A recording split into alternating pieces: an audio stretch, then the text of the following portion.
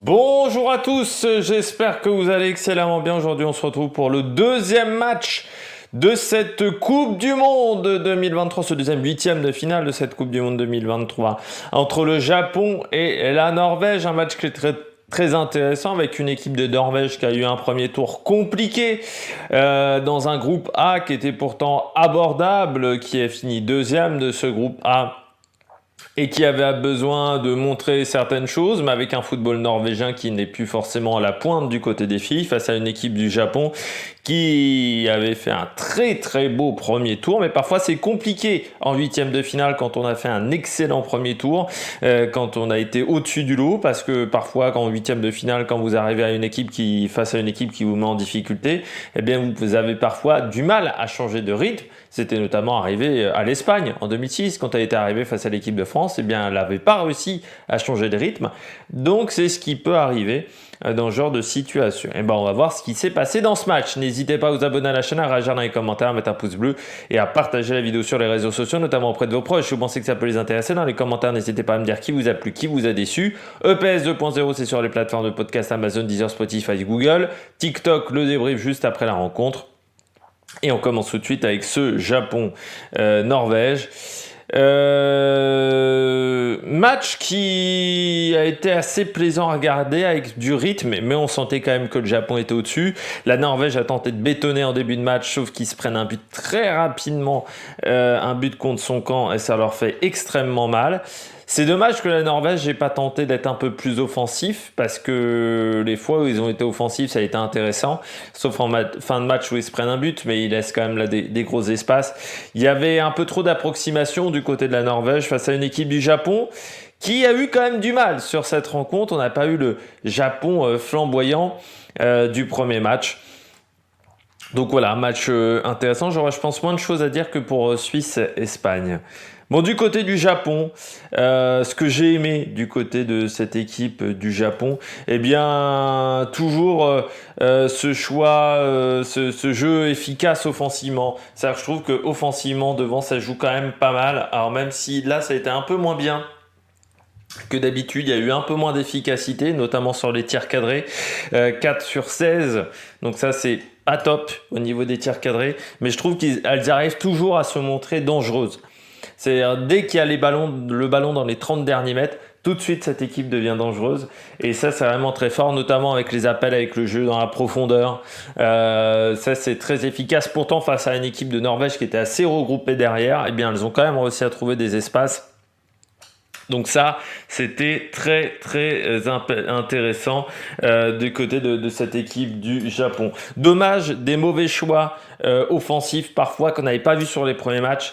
Donc là aussi, il faudra régler ces petits mauvais choix, c'est-à-dire qu'on va trop prolonger le ballon, on va faire une mauvaise passe. Voilà, ça a un peu nuit à l'efficacité de cette équipe du Japon. Toujours une très grande précision au niveau des passes. C'est une équipe qui est très forte là-dedans, surtout quand l'équipe d'en face ne la met pas en difficulté. C'est ce qu'on a vu avec cette équipe de Norvège qui ne l'a quasiment jamais mise en difficulté. Par contre, moi j'ai été déçu, j'ai trouvé cette équipe du Japon manquer d'agressivité en défense. Elles étaient un peu trop attentistes. Ça, il faudra faire attention face à des équipes un petit peu plus dangereuses. Et ça se voit avec une statistique, seulement 6 fautes dans cette rencontre contre 8 pour les Norvégiennes. C'est pas un match où il y a eu beaucoup de fautes, mais 6 fautes, ça montre qu'on a peut-être manqué un petit peu d'engagement dans cette rencontre. J'ai trouvé que parfois les Norvégiennes avaient le temps vraiment de produire leur jeu, notamment à partir de la 70e minute, quand les remplaçantes norvégiennes ont commencé à faire mal à cette équipe japonaise. Toujours une grande qualité aussi des remplaçantes. C'est vrai que ça c'est la force de cette équipe japonaise, c'est qu'il y a au moins 18-19 joueuses utilisables par le sélectionneur. C'est pas le cas dans toutes les formations, donc ça c'est plutôt très intéressant. Et puis toujours ce jeu dans la profondeur qui fait des miracles avec des joueuses techniques et surtout avec une grande vivacité. Donc ça c'est toujours très intéressant du côté de cette équipe de Japon. Voilà, j'ai pas grand chose d'autre à dire à part que c'était plutôt pas mal, mais J'avais trouvé le match face à l'Espagne meilleur. J'ai trouvé que c'est peut-être même le moins bon match, on va dire, de début de tournoi pour le Japon. Du côté de la Norvège, dommage offensivement qu'on n'ait pas tenté plus. Parce qu'on a voulu bétonner derrière. Je crois que c'était l'objectif, c'était de bétonner vraiment au niveau de la défense. Donc elles ont bétonné, ça c'est clair et net. C'est-à-dire que défensivement, c'était vraiment deux lignes très denses. Le problème, c'est que c'était pas serein défensivement. Alors, on le voit notamment avec le but de Hangen contre son camp, qui fait mal quand même ce match, ce but, parce qu'elle met cette équipe de Norvège en grande difficulté. On a vu à plusieurs reprises cette équipe norvégienne qui défensivement avait beaucoup de mal, ça communiquait pas bien et elle se faisait avoir trop facilement défensivement. Normalement, on doit pas se prendre 3 buts quand on bétonne comme ça, autant en défense. Et le problème, c'est comme offensivement, pendant 70 minutes, elles n'ont pas montré grand-chose, à part les 5 minutes après le premier but où elles tentent de revenir au score. Je trouve que là, ça a été une erreur, parce que les Norvégiennes, offensivement, elles ont quand même des talents avec Graham Hansen, et elles n'ont pas montré grand-chose offensivement. Et ça, je trouve que ça a été une erreur, ça a été une équipe à réaction, mais un peu dans le mauvais sens du terme. C'est-à-dire qu'elles a tenté d'être vraiment au bord du précipice pour jouer un football intéressant. Et ça a marché peut-être la première fois pour égaliser, mais ça n'a pas marché ensuite dans la deuxième partie du match. Donc c'est dommage pour ces Norvégiennes, mais c'est un peu le résumé de leur Coupe du Monde. Ça a été très poussif, très difficile.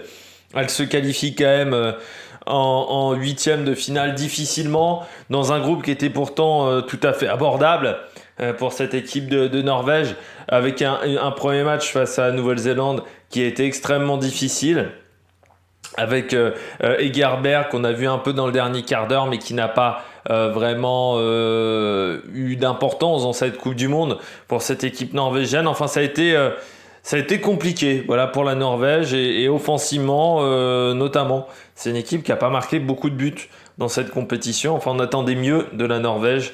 On attendait quand même. Il y avait la possibilité d'aller en quart pour cette équipe de Norvège, je pense, mais bon, il aurait fallu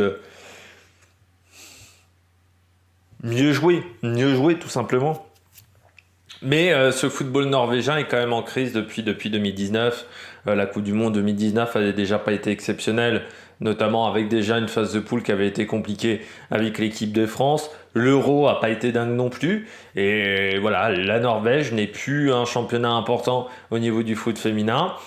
Et on voit que on a du mal à créer un collectif dans cette équipe de Norvège.